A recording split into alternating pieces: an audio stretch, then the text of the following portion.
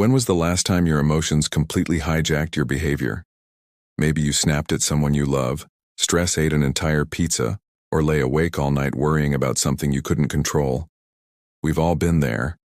But what if you could significantly reduce those moments?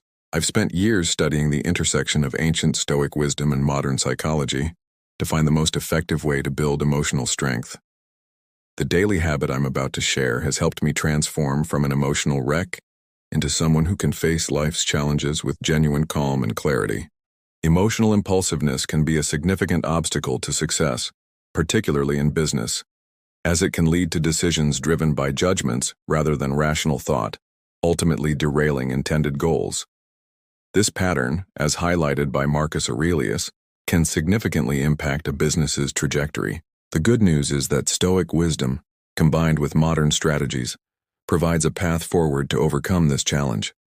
Frederic Niel, a leadership coach, emphasizes that emotional impulsiveness can be a business owner's greatest obstacle to success, and that Stoic principles offer practical tools to navigate these challenges. Most people think Stoicism is about bottling up emotions or enduring pain silently. That's not just wrong, it's the opposite of what Stoics actually taught. The philosophy isn't about suppression, it's about awareness. Stoics didn't ignore their feelings. They examined them closely to understand why they arose and how to respond wisely. Marcus Aurelius kept a journal not to deny his emotions but to track them. He'd write things like, "When you wake up in the morning, tell yourself, the people I meet today will be meddling, ungrateful, arrogant." This wasn't pessimism, it was preparation. By anticipating challenges, he created space to choose his reactions instead of being hijacked by them. Epictetus made a crucial distinction. Some things are within our power while others are not. He wasn't saying we should feel nothing about external events. He was pointing out that our power lies in how we interpret what happens, not in controlling every outcome. When your boss criticizes your work, that's outside your control. Your analysis of their feedback, your decision to improve or disregard it, that's where your power resides. Modern psychology confirms this. Studies show people who focus on their response to stress, rather than the stressor itself, recover faster and make better decisions. Seneca took this further with premeditatio malorum, the premeditation of evils. He'd mentally rehearse losing his wealth, his status, even his loved ones. This sounds morbid until you realize its purpose, to appreciate what you have while preparing for life's inevitabilities. When Seneca was exiled, he wrote letters about how the experience freed him from caring about trivialities. He wasn't pretending to enjoy banishment.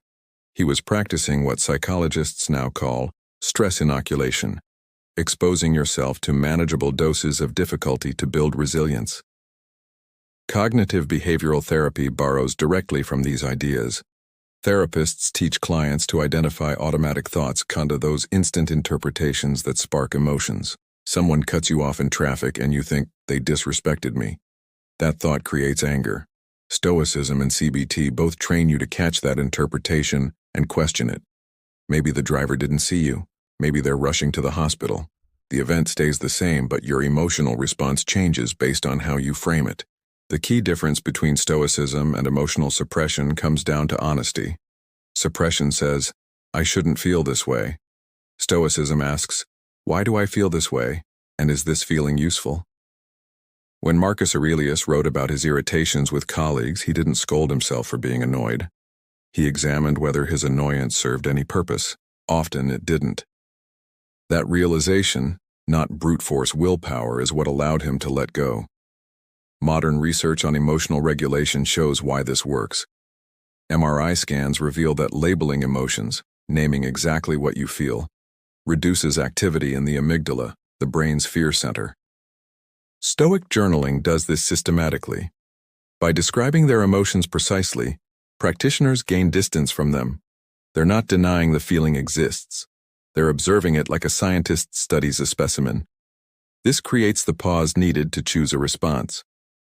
Imagine you're in a meeting, and a coworker takes credit for your idea. Your face gets hot, your pulse quickens, and before you know it, you've made a sarcastic comment that hangs awkwardly in the air. We have all had moments like this, where emotions take over before logic even has a chance to weigh in. The problem isn't the emotion itself, it's the speed at which it hijacks your behavior. This happens because of your amygdala, the part of your brain that processes threats. When triggered, it floods your system with stress hormones, shutting down your prefrontal cortex, the area responsible for rational thought. In that moment, your brain isn't thinking, it's reacting. Studies show this hijacking lasts about 6 seconds, just long enough to say or do something you all regret. But here's the good news, you can interrupt it. The 3-second rule is simple. When you feel that surge of emotion, you pause. Breathe in for 3 seconds, hold for 3, exhale for 3.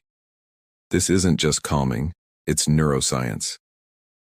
Deep breathing activates your parasympathetic nervous system, which counteracts the stress response. It's like hitting the reset button on your brain. Research from the University of Pittsburgh found that even a brief pause reduces emotional intensity by up to 50%, giving your rational mind time to catch up. One executive I worked with used this technique during a high-stakes negotiation. When the other side made an unreasonable demand, instead of reacting, he took 3 seconds to breathe. That pause let him reframe the demand as a starting point, not a personal attack. The deal went through and he avoided burning a key relationship. Another client used it when her teenager came home late. Instead of yelling, she paused. That moment let her ask, "Are you okay?" Instead of, "Where have you been?" The conversation shifted from confrontation to connection. The power of this technique isn't T in avoiding emotion, it's S in creating space to choose your response.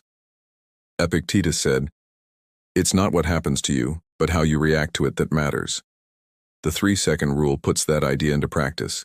It doesn't require willpower or suppression. It's just a brief interruption in the automatic chain from trigger to reaction. Over time, those pauses add up. You start to notice patterns, what triggers you, how your body reacts, the stories you tell yourself in the heat of the moment. At first, you'll remember to use the rule after the fact. That's normal. The goal isn't perfection, it's progress.